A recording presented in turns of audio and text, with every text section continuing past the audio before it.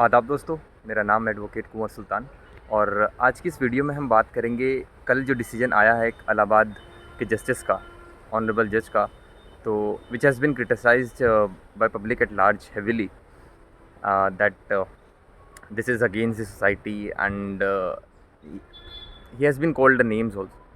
So we will discuss in this vlog that कि वो कितना लीगली साउंड है, कितना प्रिंसिपल्स पे, लीगल प्रिंसिपल्स पे वो जजमेंट बेस्ड है।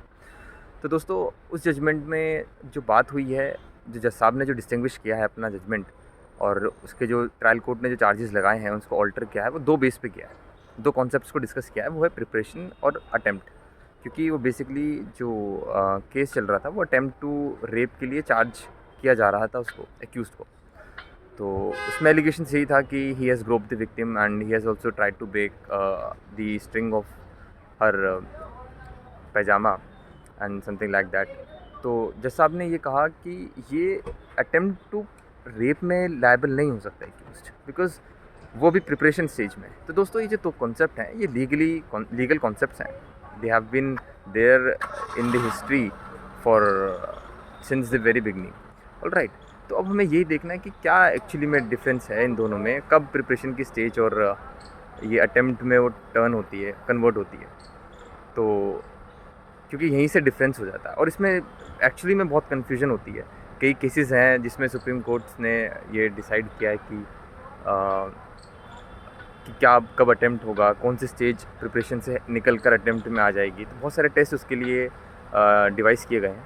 बट इसमें बहुत ही लेमैन टर्म में अगर मैं समझाऊं तो अटेम्प्ट टू प्रिपरेशन में एक डिफरेंस सिर्फ ये है जिससे सबको समझ में आ जाए, वो ये कि जब कोई हम एक्ट कर रहे हैं, ऑफेंस करने की कोशिश कर रहे हैं, हम इतना उसको आगे तक, या इतने स्टेप्स हम ले चुके हैं उसमें कि आगे सिर्फ अगला स्टेप अगर हम लें तो वो कमीशन ही हो जाएगा।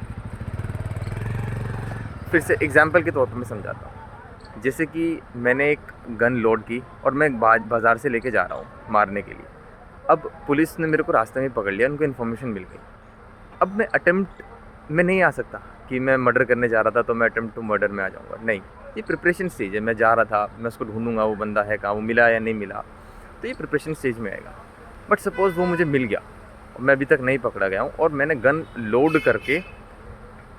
कर ली मैंने, और मैं मारने ही वाला था उसको, मतलब मेरे हाथ पीछे था, वो लोड कर ली मैंने पीछे। तो क्या ये अटेम्प्ट में आ जाएगा? इसमें भी डाउट है, क्योंकि अभी एक स्टेप और है, उसे निशाना भी तो तानना पड़ेगा उस पर, माथे पे या फिर सीने पे, जहाँ भी इसको गोली चलानी है। बट अगर सपोज़ मैंने निशाना लगाया उस पर और शूट कर दिया, बट वो गोली नहीं चली, निकली नहीं उससे, तो ये अटेम्प्ट है, ये तो एक्सप्लिसिटली अटेम्प्ट है। बट सपोज़ मैंने उस पर गन उस पर तान दी और मेरे को पुलिस से पीछे से पकड़ लिया और मैं शूट नहीं कर पाया, तो ये भी अटेम्प्ट में आ जाएगा। क्योंकि अब स्टेप कोई बचा नहीं है, सिर्फ ट्रिगर दबाना बचा था। अगर मैं ट्रिगर दबा देता तो वो अटेम्प्ट में, वो कमीशन ही हो जाता उसका, वो बच जाता तो भी अटेम्प्ट में रहता, अगर मर जाता तो मर्डर हो जाता। ठीक है, तो अटेम्प्ट टू मर्डर में ही आएगा। तो हम इस केस में जो कल डिस्कस हुआ है, तो although first of all any offence against the modesty of a women, that is very appalling and very horrific. All right, but when legislature has demarcated and categorized the offences, then the judge has the responsibility to do the justice for the accused also, and जो offense उस category में fall हो रहा है उसी के लिए punish कर सकते हैं जज साहब। तो ऐसा नहीं है कि वो सोसाइटी के नॉर्म्स को देखते हुए या क्रिटिसिज्म को देखते हुए वो चेंज कर दें। अब इस केस में जो हुआ था, द एलिगेशंस एक्यूज के अगेंस्ट में इतने हैं कि उसने ग्रोप्ड किया विक्टिम को, all right, grope the breast of the victim and he try to take her clothes off, but he couldn't. तो ये जो है ये प्रिपरेशन स्टेज में है, बिकॉज अभी टू अटेम्प्ट द रेप और to commit the rape he could legally practically take many steps further. उसे और स्टेप्स लेने की ज़रूरत थी, जो कि शायद हो सकता है उसका चेंज ऑफ माइंड हो जाता, या फिर वो पॉसिबल ही नहीं हो पाता बहुत सारे सर्कमस्टांसेस की वजह से। उसे पुलिस पकड़ लेती, सपोज़ हार्ट अटैक आ जाता बीच में, या फिर वो कोई देख उसको लेता तो वो भाग जाता।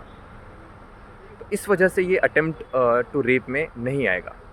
तो जो जज का जो डिसीजन है वो लीगली प्रिंसिपल्स पे it seems to be sound, but although it is terrible कि वुमेन्स के अगेंस्ट में दीज ऑफेंसेस, इवन चिल्ड्रन, अब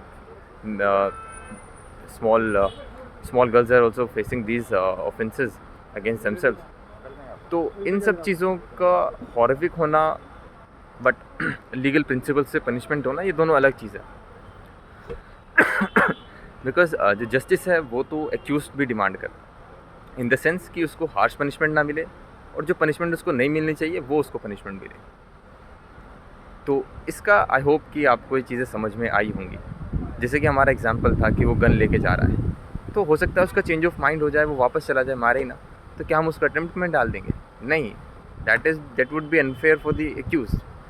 और इस तरीके से तो जो भी ऑफेंसेस अगेंस्ट वुमेन हैं, लाइक